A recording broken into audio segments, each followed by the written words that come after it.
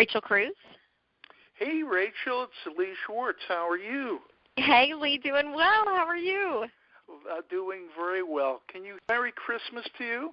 Yes, you too. Merry Christmas. Yeah, I just want to tell everybody that we're speaking with today Rachel Cruze, best-selling author and Ramsey personality. Her new book, Love Your Life, Not Theirs. We're going to be talking about how not to get into debt, what to do if you get into debt, and I have a great story for you. Yes. Okay, here it is. Here's my story, okay? I love it, yes. Here it is. So I've been listening to Dave Ramsey and to you for about 8 months now. And I love the program, and I love what you do. And I even went on when you were giving away the free Smart Money conference. I went on that, and it was great. Yes, absolutely. I got to see you live, and you did a great job there. Great. I think it was Houston, right? You were there. Yes, that's it. Yep. The Smart Conference. Smart Conference in Houston. And so I've been doing that. So a few, and I paid off about $30,000 in debt. Wow. Congratulations. Well, I had the money. So, I felt guilty every time I would listen to Dave's radio show, and he would say, you got to pay off this debt. I know he was talking directly to me. So. Well, you did it. It doesn't matter if you had the money or not. You had it, and you did it, so that's awesome. Yeah. So a few, back in October, my wife and I were purchasing a property, a second home in Florida, and so we were doing this, and I said, hey, cheap money. There's money out there. My banker said to me, give him a call, and sure, I was approved for a mortgage at a good interest rate, low interest rate. And then I said, in the back of my head, I said, what would Dave and Rachel do in this situation? It's a good question. What's that? I said, that's a good question. It's a good question, and I'm glad it popped up somewhere in my brain. And I went home, and I spoke to my wife about it, and I said, I know what Dave and Rachel would tell me. They'd say, dummy, do not take out a mortgage. You got to do this. You have the cash, do it. So we did purchase the property down in Florida, and we did it for cash. And wow, that's impressive. Well, smart decision. I'd say Dave and Rachel definitely approve of that then. Well, thank you so much. No, but it's hard. Even though you have the cash, it's hard for me anyway. It's hard to part with that cash. And I think a lot of people are in this, and this is why I love your book. Love Your Life, Not Theirs, because it speaks to so many of these issues that we have, the psychological issues that we have when it comes to money. Yes, that's right. Well, and one of those principles is the idea of using cash, and cash is painful. It hurts. Taking out a loan is not as bad as signing your name to a document, but when you have to let go of actually hard-earned money, you feel it and you second-guess yourself, and that's a good thing, though. It causes you to kind of pause and really think through. So you definitely felt the emotions of what spending with cash does, but it's a good thing because it does keep you from impulse buying for sure. So you wrote this book, and you live the principles.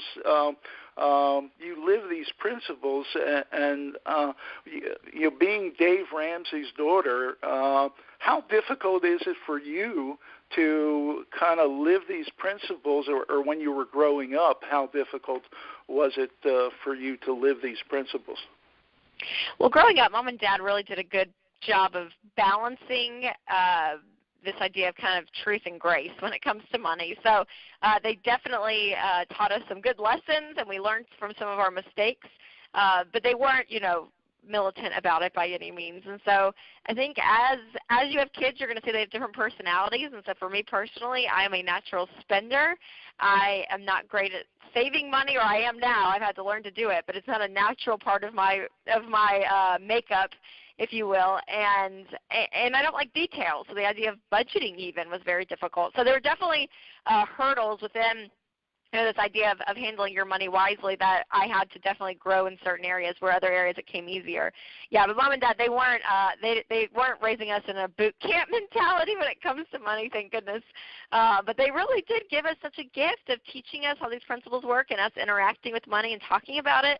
So that way when I was, out on my own, I had a very strong foundation of not only the practice of handling money well, but also the knowledge of how to do that. And so that's one of my passions. I mean, this book is Love Your Life, Not Theirs, which really helps people form better money habits in their life. But the first book I wrote with my dad, Smart Money, Smart Kids, is all around that passion of helping parents teach their kids how money works, because that's the environment I grew up in. So some of it was easy, to answer your question, and some of it was more difficult that I definitely had to grow in certain areas of my financial walk.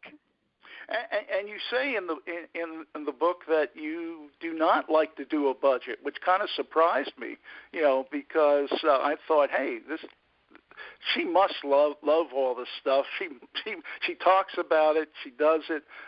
She must love to do a budget. Yeah, well, I love what the budget does for me. But sitting down and actually doing one it's very, it's gotten easier. I'll say that. Making this a habit in my life, it definitely comes much, much easier because it's a part of my life, a part of my marriage. But definitely at the beginning, and like we said, growing up even, this was a hard one for me, where I was like, I don't want to keep up with receipts, I don't want to tell myself no, all of those feelings. And so having to look at the budget as really permission to spend, and I've had to look at the budget that a budget doesn't limit your freedom.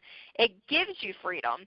It gives you freedom to spend money on the things you value. So as a spender, that's how I've had to look at the budget. It gives me permission to spend. Yes, it does, and that's what I love. Like I use the Every Dollar and everydollar.com. So, yes, yes. And that's a great tool to use, and it's so helpful because it's on my iPhone, and I just go, and every time I think about spending something, I have to log it into that app. And yes, that's right. Yeah, that budgeting app, it is wonderful. Yeah, you have to think about it, but it is a great tool. And so, how it's Christmas time. This is the time of year where we have the tendency to spend more money. And how do we not do that? How do we budget not only our time but our money? And we want to buy gifts for family and friends and employees, and so what are some of the secrets that you have for kind of not letting the holidays run away with us? Well, it's being very, very intentional with where each dollar goes. So look at your budget overall, look at your income, what's in your bank account, and figure out, okay, here's the amount of money that we feel comfortable spending on Christmas. And then that's it. That's the amount of money you have. And I want you to actually have money, not how much you feel comfortable racking up our credit cards. No, I want this to be actual money you have. And take that money and say, okay, this is our Christmas budget. And out of that, then assign a dollar amount to every person you want to buy a gift for. If you're going to be throwing a Christmas party, if you're going to be going to a party and you need, for you ladies out there, need a new outfit, if you need to buy a hostess gift, anything like that needs to go in the budget. And really, your goal here is to stick to that and say, okay, this is all we're spending. Now, through your shopping, someone, maybe you get a better deal on the thing you're going to buy them, so you save some money on them, and maybe you can put that towards someone else or something else. But again, it's just taking every dollar that you have to spend and assigning it to a category within a Christmas budget, and just and living with that. Making that really your roadmap throughout this season. And so what's difficult is we do a lot of impulse, and there's a lot of things that we forget about. So in that budget, you need to have a category that says miscellaneous, where there's a little bit of money in there, because there will be things that come up, or a gift you forgot to buy for someone you forgot about. Things will come up. So for it to not completely wreck your budget, have a miscellaneous category in there to really help with those catch-all things that end up happening. But again, there's going to be a limit and a boundary, and that's a good thing. It may hurt in the moment to say, okay, I have to stop shopping, but the January, February you will love the December you if you do this, because that means you'll have more money in the new year versus, just spending it all during Christmas. One year when I was unemployed, I had books, around, so I re-gift those books to family and friends, and they thought I lost my mind, because I was giving everybody books. But hey, that's a good thing. I read a statistic that 44% of people that graduate college don't read another book in their entire lifetime. So no, reading is important. So Lee, I'm in full support of you giving your books away. But this can be a stressful time. It's a joyous time, but also could be a stressful time when it comes to money. And if you allow it to be, and in your book, Love Your Life, Not Theirs, you talk about 7 money habits that can help people. And what are one or two of those habits? Well, the first habit is quit the comparisons, which Love Your Life, Not Theirs kind of came out of that. This idea that in the world we live in with social media and everything, this idea of keeping up with the Joneses has just been magnified. And most of us, spend our time on Facebook or Twitter or Instagram comparing our life to everyone else's. And some people end up spending money that they may or may not have to keep up a lifestyle that they think everyone else is living, and they're the ones missing out. And so debt really enters the picture with comparison, and that you'll spend any amount of money, even if it's through a loan or a credit card.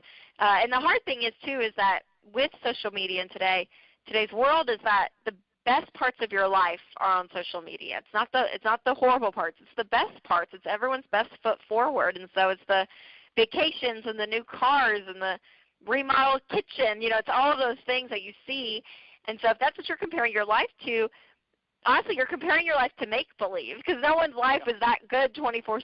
And so we just have to be very, very careful that we don't get stuck in the cycle of comparisons, and we really put the blinders on and focus on our money and our life and our family and what we're doing, and forgetting everyone else. So that's really the foundational habit in the book. It's the first one, and it definitely weaves through the other habits. But being able to quit the comparisons, you find contentment and gratitude, which is a very, very solid foundation for you to build upon other habits that we talk about in the book. And one of them is make a plan for your money, which is the budget. We've kind of touched on that. And another habit is steering clear of debt and living a life debt-free, which I love to say now, you've kind of taken part in. You know what that feeling is, not to have payments at the end of every month. And it's a powerful thing when you don't owe anyone anything. And so being able to help people not only get out of debt, but also living a life where they can steer clear of it forever is something that I am very passionate about, and something that I believe is a reality for everyone. It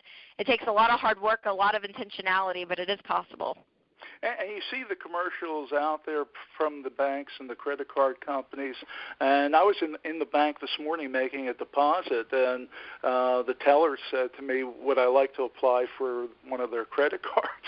And I laughed and I said, no. I'm interviewing Rachel Cruze today. I don't think I want to be doing that. I know I was in the bank, honestly, probably about a month ago, and I lost my debit card, so I was in there getting a new one, and I was sitting at one of the little cubicle areas, and the guy was trying to sell me on a home equity loan and all this stuff, and I was like, no, I'm good, trust me, no, I will not take the home equity loan. Did he know who he was talking to? No, I don't think so. I wanted to kind of give him my book and be like, hold on, let me go get you a copy of this. That's right. Well, debt is a major problem for many people, and it's hard because the mindset that I had for a long time is that I deserve this. I work hard every day. I deserve, if I want to go out and buy a new computer, Rachel, I deserve it. So how do you, and I think many people feel this way, they feel that they're working harder, longer hours. Sometimes it's in a job they don't necessarily enjoy doing. But so how do you coach people and tell them, when you have that thought, come up. You talked about a little bit about contentment, and I think that hits on that topic of contentment. Yes, absolutely. Yeah, that's the heart issue of it all, is really learning to be at peace at where you are in life. And that's not, contentment is not apathy, or it's not laziness. You can still have goals and still be striving towards something and be content. But really finding that, because it's amazing, in a heart that is discontent, what ends up happening is a lot of, ungratefulness, and a lot of things that, your mind goes to the idea, well, stuff is going to make me happy, stuff will fulfill me, which you'll live like a rat in the wheel for the rest of your life, just running and running and going nowhere with that mentality.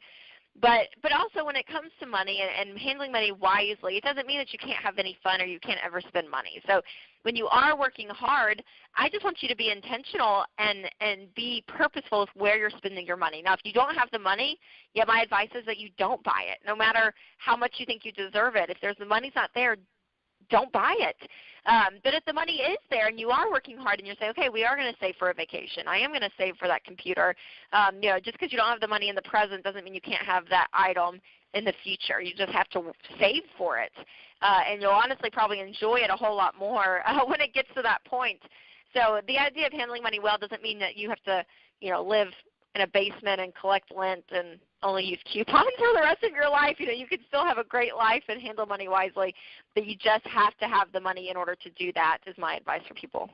And digging down on, doing a budget every month is important, because I have to tell you, when I started to do the budget, and I found out that I was spending, about $50, $60 a week in buying bottled water. And I said, oh, yeah. This is crazy, this is absurd. So I went out and bought a water jug, and tap water is really good for you. So yeah. Yeah, it is, and that's the thing. It's very revealing when you start doing a budget and you start looking at your expenses and what you actually spend money on. Yeah, you will realize how much is impulse and how much you have no idea. It's either the bottles of water like you're talking about, or it's the running into Target and you end up spending $200 when you just needed one thing. And so it really does reveal what you spend money on. And so that's the good part of it, though, is that you can cut in so many places that aren't necessities, and you end up saving a lot just because you're intentional and you're watching what you're doing. You talk to a lot of college students, and you're closer to their age than I am. I'm 65, so I think you're a little closer to their age. So they probably listen to you more than they would listen to me. But the college debt, it amazes me, because I see the amount of college debt, and I even hear on your father's show that people are calling in with $100,000 in college loans, student loans, and it just amazes me that these are students that are going to be getting out, and some of them will get good jobs, and others won't, and they still have to pay back that loan. Yeah, the student loan crisis really is a pretty burdensome. On this generation. I mean, $1.3 trillion is now owed in student loans, so it has gotten pretty out of control and out of hand. But when it comes down to that, I think that this generation has to come to grips with is this idea of personal responsibility, that it's not the president's fault, it's not Obama's fault, it wouldn't have been Hillary's, it's not Trump's, it's not the universities. Could they put things in place? Yeah, maybe, but is that the best thing for it? I mean, that's everyone else's opinion. You get to decide that. But what I really believe is taking personal responsibility for, I did this and I signed up for this, and that's going to help the next generation look to see that, okay, you have choices and options on what to do. And so for so many people, they are stuck in, 6 figures of student loan debt. Very, very common. And so if that is you, my encouragement is to get out of that as quickly as possible, because the biggest mistake people make when it comes to student loans is they think, well, it's just going to be around for the rest of my life. So I'm going to just pay the minimum payment, get by, and just always have Sally Mae living, in the upstairs bedroom is what it feels like. So my advice is to do anything you can, put as much money as you can, and pay it off as quickly as possible. And then for those students who haven't gone to college yet, or if you're a parent of a teenager, listen up. I mean, this is a big deal. You're seeing the mistake that my generation has made when it comes to college debt. and help your students, or if you are a student, make a different choice. Looking and saying, okay, I'm going to stay at an in-state school, or even go to a community college for the first year or two. And I know your show, is up in the New England area, where I know education is very, prestigious, and people do put a lot of stock in it. And I think education is a great thing. But I'm back to that simple philosophy that if you don't have the money, don't buy it. And for majority of businesses out there, a high percentage of them are small businesses, which are 200 employees or less. And for a lot of those employers, they want to know that who they're hiring are going to work hard, they have grit, they have a lot of ambition, and they're motivated, and they're going to do really, really well.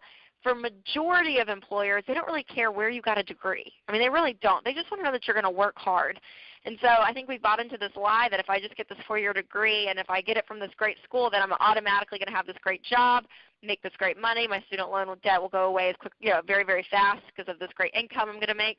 And it's really become a lie, because for majority of students out there, that's not the reality. And so we just have to be smart about school choice, apply for scholarships and grants, and get a job while in college and work.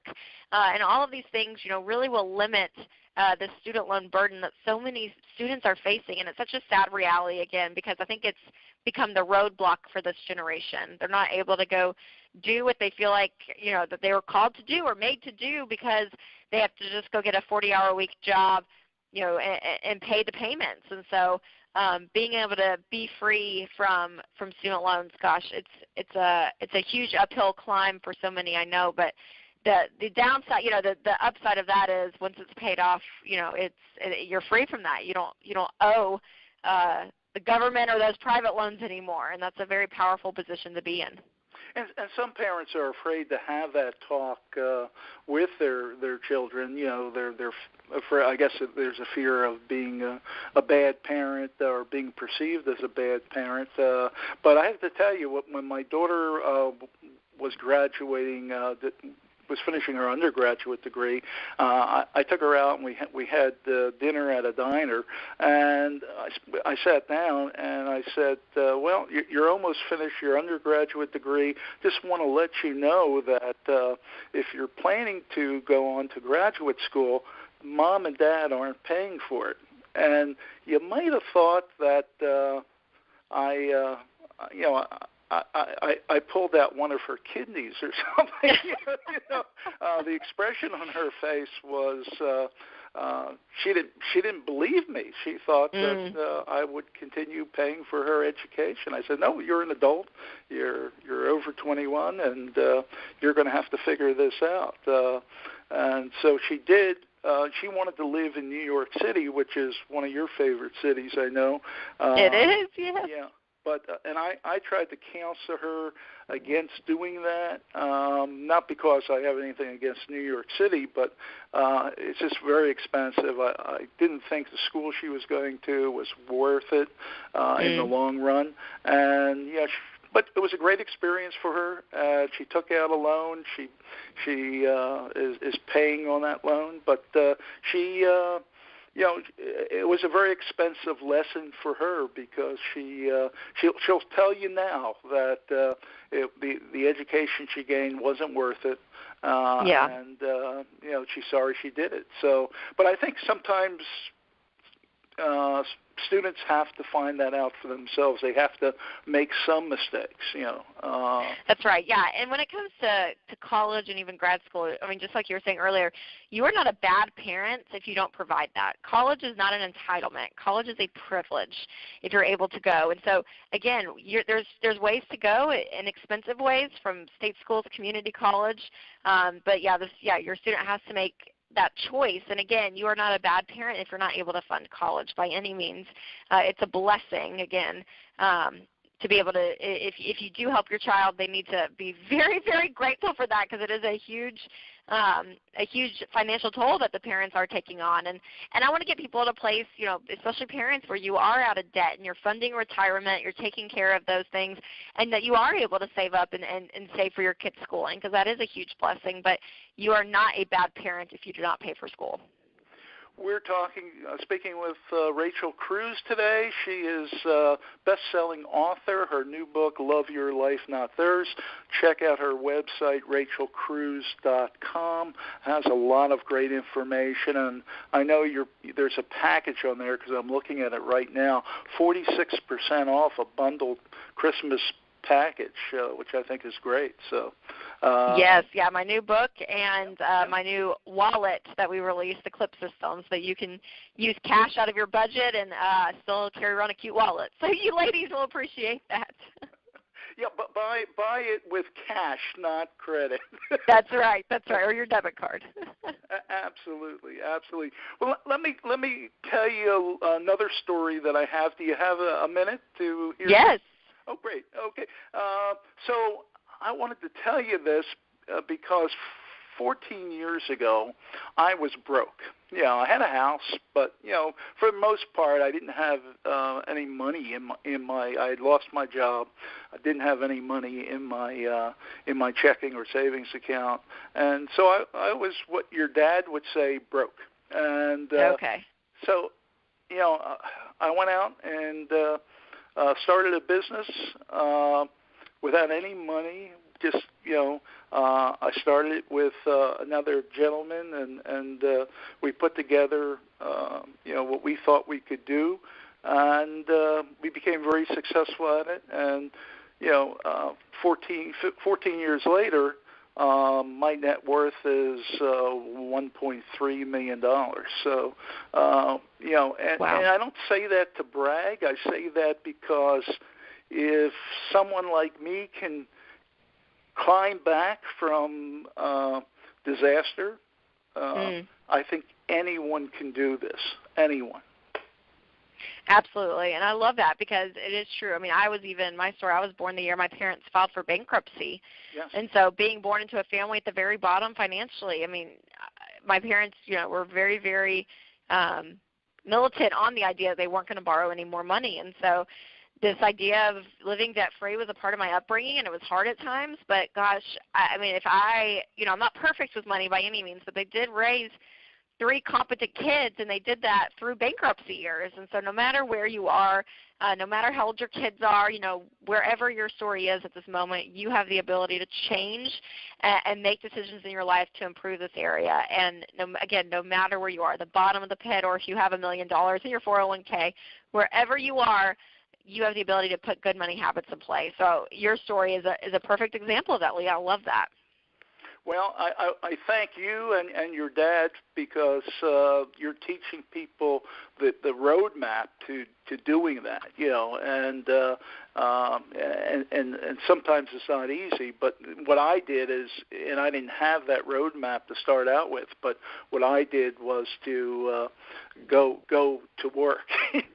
Your dad says best place to go when you're broke is to work. And that's right. That's what I did. Right. Worked a lot of long hours, and but it does pay off.